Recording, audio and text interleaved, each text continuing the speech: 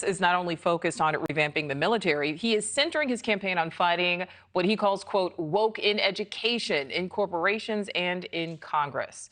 Chief Washington correspondent Blake Berman joins me now. So, Blake, DeSantis, as we know, highlighting his military experience as part of this woke battle. But as Robert just alluded to there, we've seen the polls. So is it resonating with voters?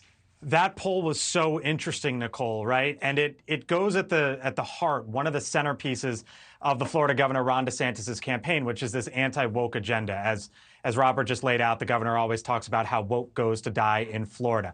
It's an interesting part right now, or an interesting moment in time for the Florida governor, right? He announced about 2 months ago that he was running for president, and he's been stuck.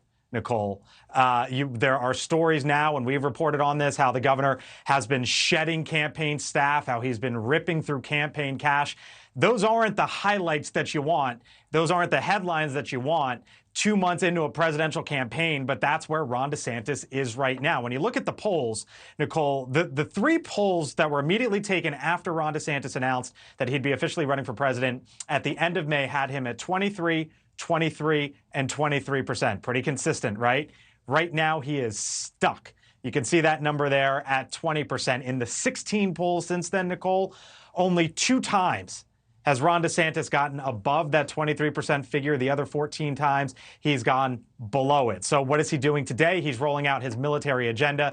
If he ends up becoming the commander-in-chief, he would be the first president of the United States since George H.W. Bush to have fought, to have served in a battlefield. So they're trying to highlight his military experience, but what are they doing today? Also talking about his anti-woke agenda, and that is still a centerpiece of his campaign. But as Robert talked about there, you got a question right now whether it's working or not. Yeah, I mean, he's certainly got a strong second place there, but again, that second position certainly won't necessarily get the job done. All right, Blake, before we let you go, what's on the Hill tonight?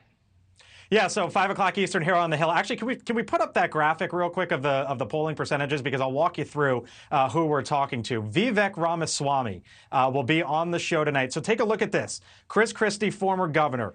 Tim Scott, current senator. Nikki Haley, former governor, former U.S. ambassador to the United Nations. Vivek Ramaswamy, a tech executive, 37 years old. Probably people didn't know about him until weeks or maybe even months ago. He is polling ahead of all of them, and just behind right now, the former vice president of the United States. If I had shown you that poll a couple months ago, Nichole, you would have told me I was crazy. But here we are.